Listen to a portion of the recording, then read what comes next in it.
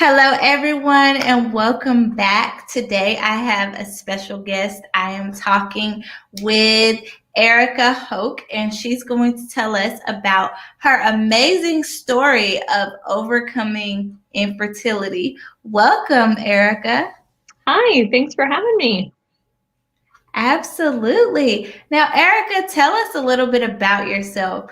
Who are you, and what do you do? Well, I'm gonna do a spoiler alert for everybody.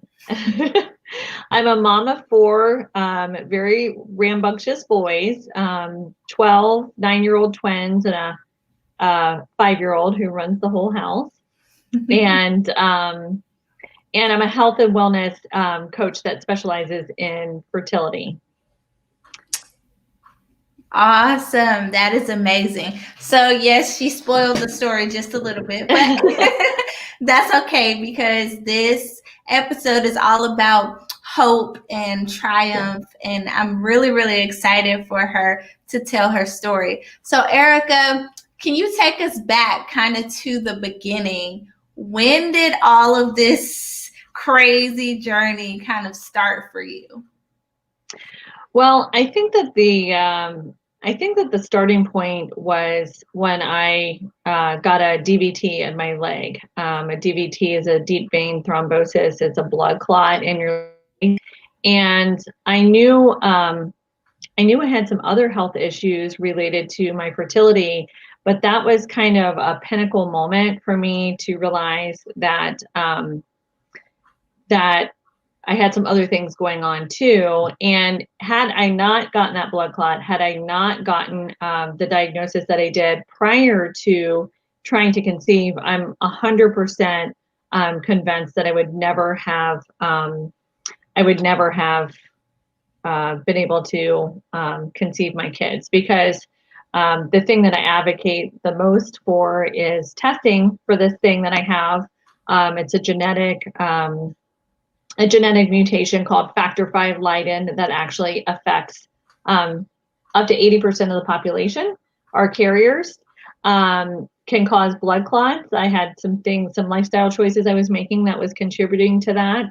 But then also can cause infertility, miscarriage in the first, second, and third trimester, stillbirth, and also secondary infertility. So it really is the thing that I'm most passionate about, because it's pretty easily fixed, and with some blood thinners during either during conception or and then on to pregnancy or early on into pregnancy. So the rest of that nutshell is, in addition to having this factor V and having the blood clot and knowing then, having the DVT, and knowing that I have factor V, in addition to that, I had stage 4 endometriosis, PCOS, low AMH, uterine fibroids. I also had some thyroid disease going on as well. And then, unbeknownst to me at the time, I also was a double mutation for MTHFR. So both mutations on both genes. But I didn't find that out until I was done having kids. So a lot of cards stacked against me. Wow. Oh my Yeah. gosh. Okay. So Yeah. you have all of this going on. Yeah. And then, of course, you guys started to try to conceive. And what Right. happened?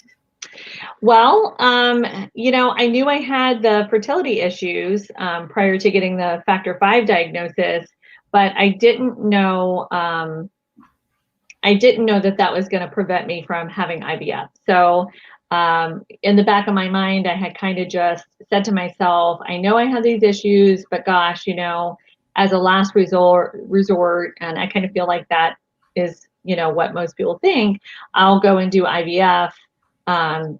Surely the doctors will be able to help me. And much to my dismay, at 35, after, the typical year-long trying to conceive, period, we went to see a fertility expert, and we're told that we were not a candidate for IVF. I was already hyperovulating, so they couldn't stimulate me anymore for egg retrieval. And my chances for IUI, even though we didn't have any male fertility, were still really, really low. And we just decided that that was not a path that we wanted to go on. I think instinctually I knew that the medication would not be, I feel like I got a nudge that was not going to be good for my body. So, and then come to find out that I have the MTHFR. So we couldn't do IVF, and I really felt strongly, I'm a believer, and I very, very much felt strongly that I was called to carry my own children. So I set to work just finding out how I could affect my own infertility through lifestyle changes, what affects fertility, and just any crumb of information about how I could improve my chances to conceive naturally. Wow. Okay. So you guys have gone through all of this. You've been told that you're not a candidate for IVF. No. And then you start to go on this journey. And I think that's one of the things that leads most of us that have dealt with infertility down this healthy lifestyle, healthy living type of path. And we just completely change our lives because we're trying to have kids. So you started on this journey of health, and you somehow learned some things along the way. Yeah. And then you got pregnant. Right. And so the things that I started off with right away, well, first of all, I want people to know I was given the diagnosis that a lot of women are given, and it's like death. Anybody that has come out the other side knows that it's like a death. It feels like a death sentence, right? Less than a 1% chance, I'll get to this in a second, but less than a 1% chance to conceive my son. So one of the first things that I did was consult a fertility acupuncturist. She helped me quite a bit. I was going 2, sometimes 3 times a week to her. And within 6 months we were pregnant. And then just massive, I thought that I was eating well, but it was, my definition of that changed. I started with my proteins because I knew that they had a lot of hormones in them. So things like milk, meat, and cheese, anything that was a protein, sorry, not a plant-based protein, but a meat, an animal-based protein. I started switching those out to organic, and then just kind of went step by step, progressively, just switching things out through my diet, going more organic, and just learning, about my body and listening to my body. So we had baby number 1. Yeah, I had baby number 1 at 36. And so then at about 17 months, we did a second consult. And that was even a worse prognosis. They looked at my egg count, and it was even worse. And they said, not only can we not help you, but we're going to kick you out of the practice. You're going to have to use donor eggs. That's it. So I came to find out, fertility doctors are rated on their success rate. So if they don't feel like you're a good candidate, then they dismiss you out of the practice so that they are not, you don't affect their numbers, right? So we made a really, really hard decision to bring me home, even though financially it was not an easy thing to do. We sold our house. We moved into a rental. I quit my job so that we could downsize. And then with 2 months of going on sabbatical for my job, I was pregnant with my twins. Wow. Yeah. Now that's amazing because, again, here we are, low AMH, and so many people get that diagnosis. I had it. Yeah. And, you think, oh my God, there's no way I can conceive. I had my daughter with low AMH before I even knew that it was a thing. Right. So, yeah. We're walking around with all of these diagnoses, and you're eating well, and then come to find out, maybe it was just the stress of the Mm-hmm. lifestyle that you were living at that time. And you get pregnant with twins after this fertility clinic has told you, we can't help you, we're done. We're done. And not only that, you're going to need donor eggs. Yeah. Wow. So I was 39 also at this point, and I really want to encourage people because so many people at 39, at 40, we were just getting started, I married my husband, later in life, and so many people look just at their age. They don't even go for the test. They just kind of feel collectively that their chances are so poor that they don't even go there. They can't, they don't even try. And so I want to encourage women that, it definitely is possible. So. Wow. Okay, so now you have your oldest, you have the twins, and tell me about your last pregnancy. So how did this come about? Was it just a surprise, or Nope. was it? No surprise. Well, it's always a surprise, right? So there's actually a story in between my bookend baby. So I had 3 under 3. My oldest son was 27 months old when my twins were born. And then fast forward to another 17 months past that, I unexpectedly, very much to my surprise, got pregnant with, we didn't know it at the time, got pregnant with twins again. Wow. And I want to stop here and talk a little bit about factor 5, if that's okay with you, because there's a lot of confusion around the condition. So for me, I was an early clotter. So I was not getting, I was only getting chemical pregnancy tests or pregnancies. So I wasn't getting positive pregnancy tests. But, as a woman, the changes in your body and you feel like for sure this is the month. And then you take that test and it's negative and it just doesn't feel right. So it took me years to realize that I was getting a lot of chemical pregnancy tests. So what happens is that spike in your estrogen spike in my estrogen caused enough of the clotting disorder to come into effect that the embryo wasn't able to implant. So therefore, no, spike in your HCG and no positive pregnancy test.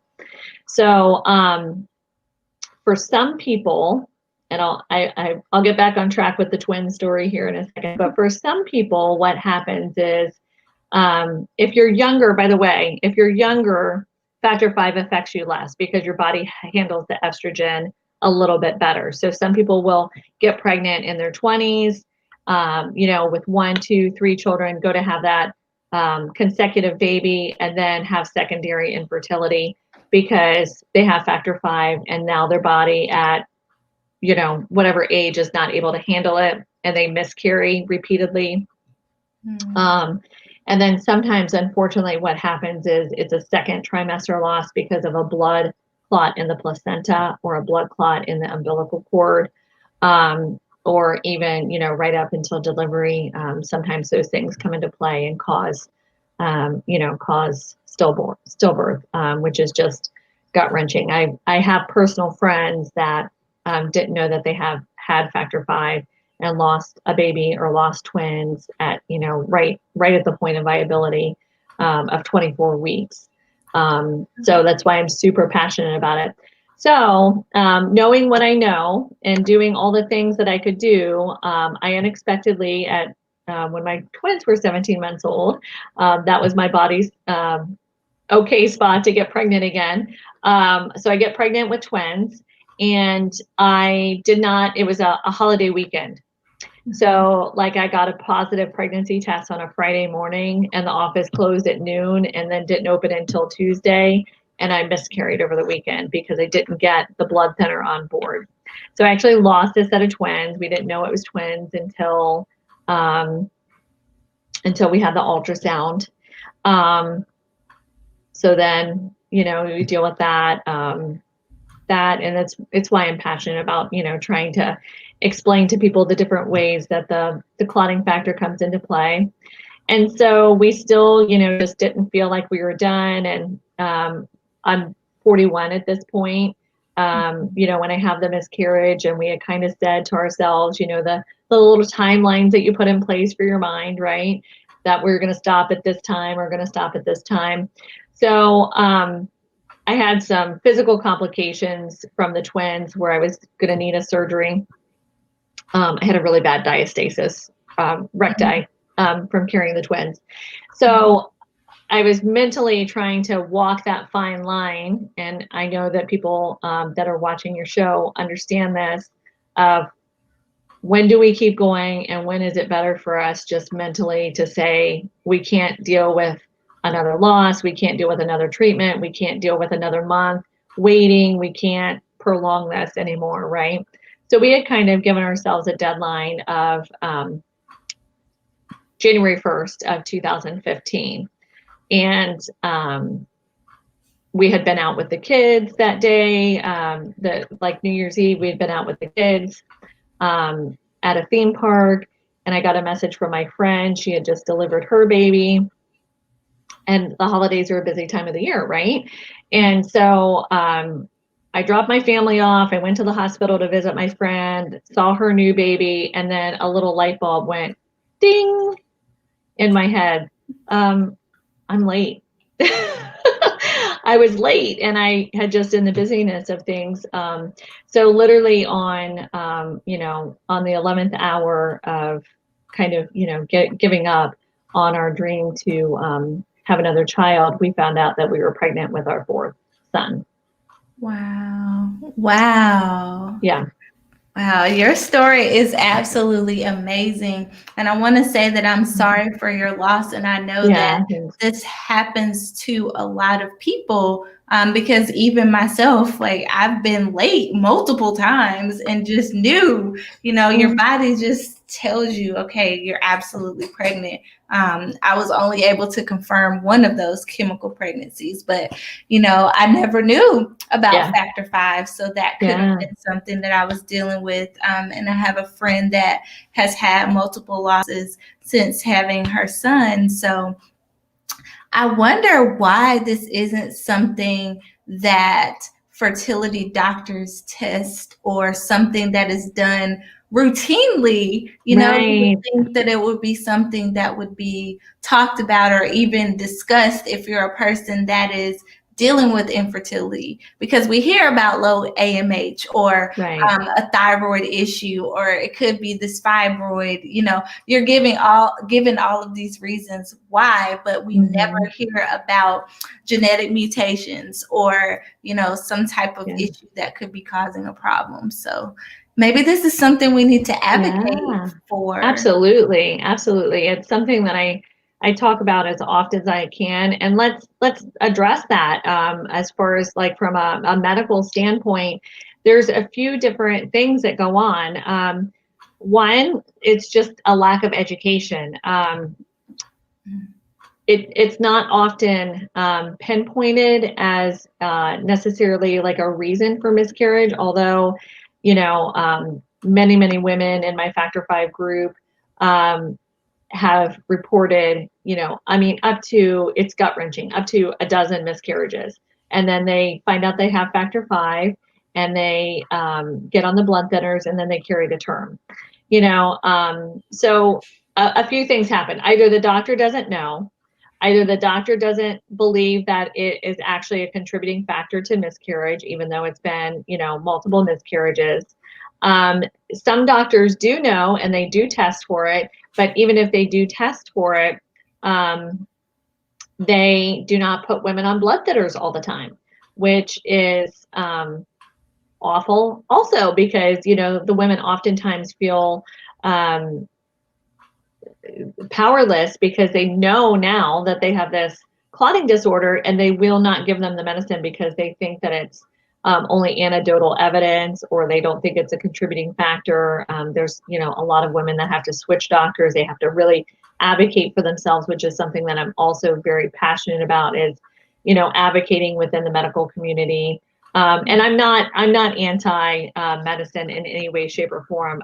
Without my surgeries, I had, surgery for my endometriosis. I had surgery for my fibroids. Without those things, being resolved, I know that it would have been nearly impossible for me, to conceive. But you should have a doctor that you feel heard by, and you should, if you've done your own research, that doctor should at least listen to you and hear what your concerns are. Yeah, so it's even women who sometimes get on birth control the first time will have a pulmonary embolism or something of that nature, and then die. Like, there's people on the Factor 5 pages that get tested, that their family members, are in the process of getting tested. They get on birth control, and then sometimes they have a blood clot and they die. It's crazy, but it's actually way more common than people are aware. There's a lack of awareness, let's say that. Yeah, absolutely. And it's not something that's even taught in a lot of fertility programs because, Right. again, Yeah. we are usually taught the typical reasons Progesterone. why people are not able to conceive. So this is something that I think should be talked about and shared often. And I thank you for sharing it, which is one of the reasons why I reached out to you, because your story is amazing and people need to know. So let's switch gears just a little bit. How has everything that you have gone through changed you as a person? Well, I am someone who believes that everything happens for us and not to us. And so I truly believe that my infertility struggle, as painful as it was, has brought me to a place of, I'm trying to think of the right words. It's changed my life for the better. I don't know that I would have made, and again, I didn't have a horrible lifestyle, but truly understanding labels, what's in our food, label reading. My Instagram page is Woke to Wellness. So that feeling of kind of peeling back the curtain and seeing, the lack of oversight in our chemicals and our personal care products and things like that. So it for sure is a rabbit hole that I'm glad that I got pulled down. And honestly, like, as a mom, I'm grateful for it too, because I don't think that I would have been the mom that I wanted to be without going through the struggle to have my kids. So it's been something that's shaped me dramatically. So it's something that I'm grateful for, Yeah. And that's a hard thing to say too, because I know how hard it is for a woman who doesn't even know if she can get a positive pregnancy test. I remember that feeling. Like, I mean, in some of the groups, sometimes women will express that, like, well, you had a miscarriage and that's terrible, but I don't even know if I can get a positive pregnancy test. I can't even get to step 1. So I know that feeling, but my prayer is for those women that they will rise up. They will feel empowered to press their doctors. They will search their hearts, for something maybe that God is trying to tell them a path to go down to help themselves as well. Yes, absolutely. And I think being on the other side of it helps you to have better perspective. Oh, sure. Someone who's going through it, because if you had said that to me 7 years ago, I would have been probably angry, or you would have wanted to punch me in the face. Same. Right. Like, it's really, really hard. And the really, really hard does not negate the information either. Right. Yes, absolutely. So, Yeah. And I think that it's encouraging to be able to see people who are now on the other side, which is one of the reasons why I like to share, because, you've been through it, I've been through it, and I can absolutely say that going through this journey has shaped me as a person and made me different. It made me bold. It helped me to learn how to advocate for myself, how to take better care of myself, because again, I thought I was eating well. I thought I was doing all of the right things, and I wasn't, because my body wasn't functioning the way that it needed to function. So if you're out there and you're going through this, I know that what we're saying in saying that this was a blessing is very cliche, and it probably doesn't feel like that to you right now. But eventually, when you've gone through it and you've been able to see the changes that you've been able to make in yourself as a person, and when you get to the other side, you may feel that way as well. Hopefully, you will feel that Hopefully you will feel that way. Yeah. Yeah. Absolutely. So now if you had any advice for someone who is sitting here right now, they are, let's just say 35, because I'm 35 right now. They are 35 years old, and they've been told that they have low AMH. There's no way that they can conceive. They have everything in the book, and all the odds are stacked against them. What would you say to them? I would just say don't believe it.